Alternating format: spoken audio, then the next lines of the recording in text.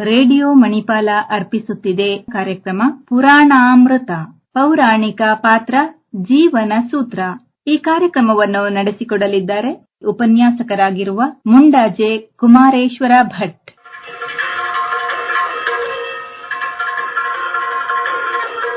ಮಾನ್ಯ ಕೇಳುವರಿಗೆಲ್ಲ ಮನದಾಳದ ನಮನ. ಪುರಾಣಾಮೃತದ 185ನೆಯ ಸರಣಿಯಲ್ಲಿಂದು ಮಾಂಡೂಕ್ಯೋಪನಿಷತ್ತಿನ 6ನೆಯ ಹಾಗೆಯೇ ಕೊನೆಯ ಅಧ್ಯಾಯದಲ್ಲಿ ನಿಜವಾದ ಆನಂದ ಸಂತೋಷವಾಗುವುದು ವಿಮರ್ಶಿಸುವ ಒಂದು ಯತ್ನ. ಮುಕ್ತಾಭಿಮಾನಿ ಮುಕ್ತೋ ಹಿ ಬದ್ಧೋ ಬದ್ಧಾಭಿಮಾನಯ. ನೀನು ಮುಕ್ತನಾಗಿದ್ದೇನೆ ಎಂದು ಭಾವಿಸಿದಾಗ ಮುಕ್ತನೇ, ಬಂಧನದಲ್ಲಿದ್ದೇನೆ ಎಂದು ನೆನೆಸಿದರೆ ಬಂಧನದಲ್ಲೇ ಇರುತ್ತಿ ಎಂದು ಅಷ್ಟಾವಕ್ರಮಣಿ ಸೀತಾಪಿತ ಜನಕನಲ್ಲಿ ನುಡಿಯುತ್ತಾನೆ.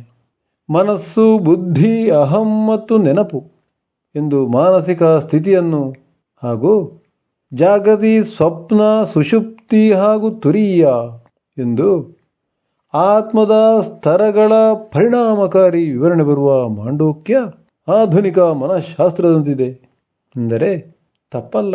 ನಾನು ಯಾರು ಎಂಬ ವೈಯಾಕರಣಿಗಳ ಪ್ರಕಾರದ ಪ್ರಥಮ ಪುರುಷ ಅದ ಮಹಾ ಪ್ರಶ್ನೆಗೆ ಜಗದಾದಿ ಪುರುಷನನ್ನೇ ಉತ್ತರವಾಗಿ ಆರೋಪಿಸುವ ಉಪನಿಷತ್ತು ಮಾಂಡೂಕ್ಯದಲ್ಲಿ ಮುಕ್ತಿಯ ಪರಮ ಶಾಂತಿಯ ಸಾರ ಸರ್ವವೂ ಅಡಗಿದೆ. ಆತ್ಮಸುಖ ಹಾಗೂ ವಿಷಯ ಸುಖಗಳ ಬಗೆಗಿನ ಪರಿಣಾಮಕಾರಿ ವಿಮರ್ಶೆಯನ್ನು ಉಪನಿಷತ್ತು ನಿಮಗೆ ನೀಡಿವೆ. ಲೌಕಿಕ ಸುಖದಿಂದ ಸ್ಥಿರವಾದ ಸುಖ ದೊರಕಲಾರದು. ಕುಂದು ಕೊರತೆಗಳೇ ತುಂಬಿರುವ ವಿಷಯ ಸುಖಗಳಿಂದ ಸಂತೃಪ್ತಿ ಸಾಧ್ಯವಿಲ್ಲ. ಅತೃಪ್ತಿಯನ್ನು ಹೆಚ್ಚಿಸುವ ಈ ಸುಖದಿಂದ ಆಸೆ ದುರಾಸೆಗಳು ಬಲಿಯುತ್ತಲೇ ಇರುತ್ತವೆ.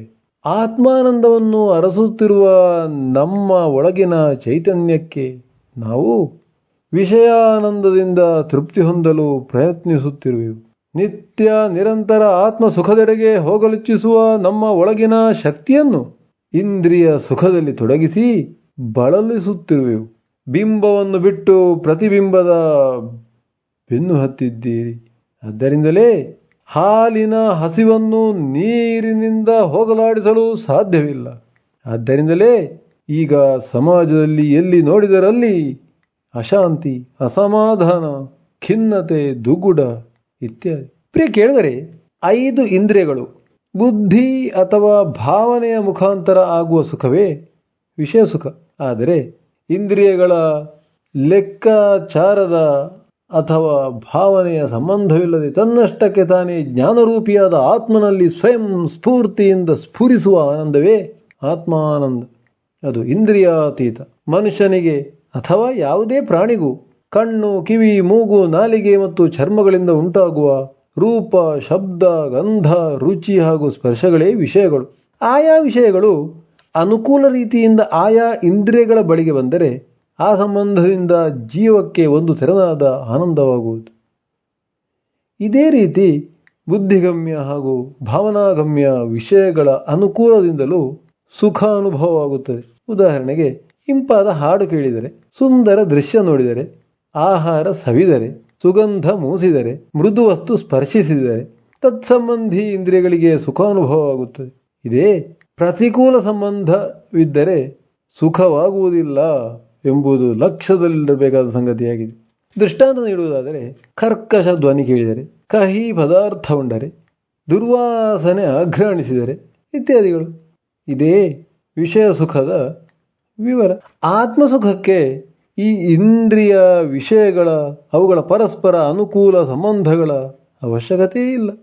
ಇದನ್ನೇ ಕಠೋಪನಿಷತ್ತಿನಲ್ಲಿ ಯಮಧರ್ಮರಾಜನು ನಚಿಕೇತನನ್ನು ಉದ್ದೇಶಿಸಿ ಶ್ರೇಯಸ್ ಮತ್ತು ಪ್ರೇಯಸ್ ಎಂದಿರುವುದು ಪುರಾಣಾಮೃತದಲ್ಲಿ ನಾವು ನೋಡಿದ್ದೇವೆ. ವಿಷಯ ಸುಖವು ಪರಾವಲಂಬಿ.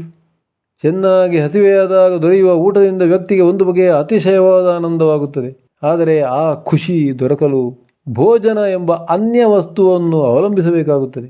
ಆದ್ದರಿಂದಲೇ ಇದು ಪರಾವಲಂಬಿ. ಆದರೆ ಆತ್ಮಸುಖವು ಅನ್ಯ ವಸ್ತುಗಳಾವುವನ್ನು ಅವಲಂಬಿಸಿಲ್ಲ.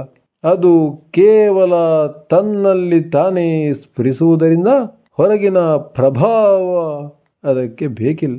ಮಾತ್ರವಲ್ಲ, ಈ ಆತ್ಮಸುಖ ಸದಾ ಇರುವಂತಹುದು. ಆದರೆ ಭೋಜನದಿಂದ ಆನಂದ ಕ್ಷಣಿಕವಾದುದು. ಹಾಗೆಯೇ ಈ ಭೋಜನಾನಂದ ಒಂದೇ ಇಂದ್ರಿಯವನ್ನು ತೃಪ್ತಿಪಡಿಸುತ್ತದೆ. ಆದರೆ ಆತ್ಮಸುಖ ಅರಿತವನಿಗೆ ಯಾವ ಇಂದ್ರಿಯ ಸುಖದ ಅಭಿಲಾಷೆಯೂ ಉಳಿದಿರುವುದಿಲ್ಲ. ಅವನ ಸಂಪೂರ್ಣ ಚಿತ್ತ ಆನಂದಮಯವಾಗಿ ಆ ವ್ಯಕ್ತಿ ಆನಂದದ ಸ್ವರೂಪವೇ ಆಗಿಬಿಡುವನು. ಇನ್ನು ಈ ಭೋಜನ ಸುಖ ಸಂಪೂರ್ಣ ಸುಖವೆಂದು ಹೇಳಲಾಗುವುದಿಲ್ಲ. ತಿನ್ನುವುದು ಹೆಚ್ಚಾಯಿತೋ ಕಡಿಮೆಯಾಯಿತೋ, ಈಗಂತೂ ಕಲಬೆರಕೆಯ ಆಹಾರ ಪದಾರ್ಥಗಳು, ಅಜಿನಮೋಟೊ ಇತ್ಯಾದಿ ಟೇಸ್ಟಿಂಗ್ ದ್ರವ್ಯಗಳನ್ನು ಹಾಕಿರುವರೋ ಮುಂತಾದ ಭಯ ಆತಂಕಗಳು ಇದ್ದೇ ಇರುತ್ತದೆ. ಆದರೆ ಆತ್ಮಸುಖ ಉಣ್ಣುವುದರಲ್ಲಿ ಆ ತೆರನಾದ ಯಾವ ಭಯ ಆತಂಕಗಳೂ ಇಲ್ಲ. ಆನಂದಂ ಬ್ರಹ್ಮಣೋ ವಿದ್ವಾನ್ ನ ಬಿಭೇತಿ ಕದಾಚನ.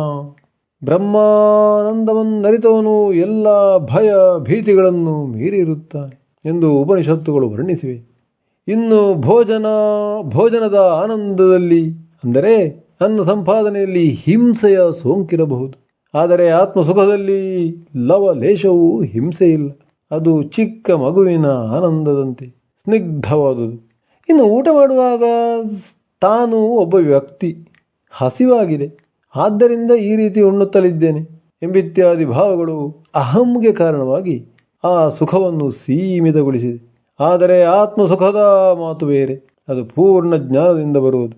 ನಾನು ಯಾರು, ಈ ಜಗತ್ತು ಏನು, ಇದರ ಚಾಲಕರಾರು ಮುಂತಾದ ತತ್ವಜ್ಞಾನವು ಹೊಳೆದು ಸಂಪೂರ್ಣ ಜ್ಞಾನದ ಮುಖೇನ ಅಹಂಕಾರ ರಹಿತ ಆತ್ಮಜ್ಞಾನ ಪ್ರಾಪ್ತಿಸುತ್ತದೆ.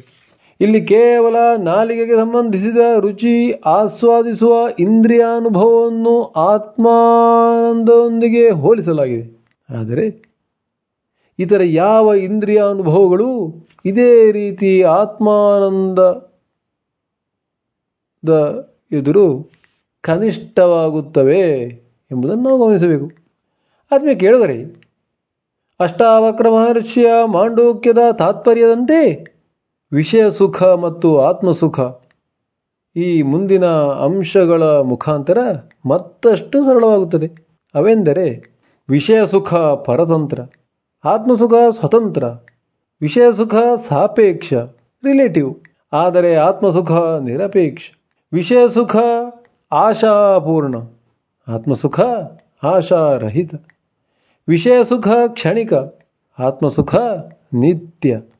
ವಿಷಯ ಸುಖ ಸೀಮಿತ, ಆತ್ಮಸುಖ ಅನಂತ.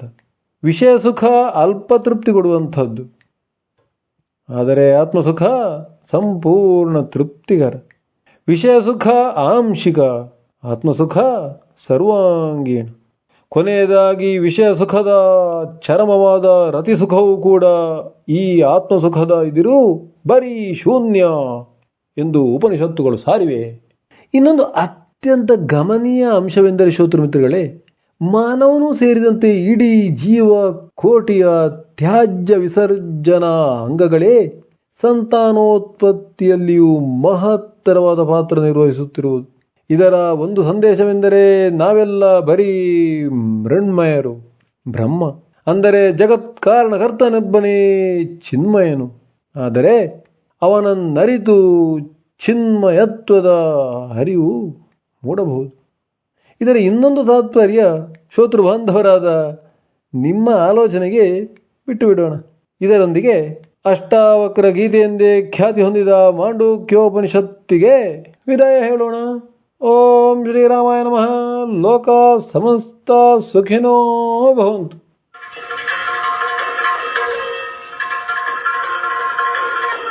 ಪುರಾಣಾಮೃತ ಪೌರಾಣಿಕ ಪಾತ್ರ ಜೀವನ ಸೂತ್ರ. ಈ ಕಾರ್ಯಕ್ರಮವನ್ನು ನಡೆಸಿಕೊಟ್ಟವರು ಉಪನ್ಯಾಸಕರಾಗಿರುವ ಮುಂಡಾಜೆ ಕುಮಾರೇಶ್ವರ ಭಟ್.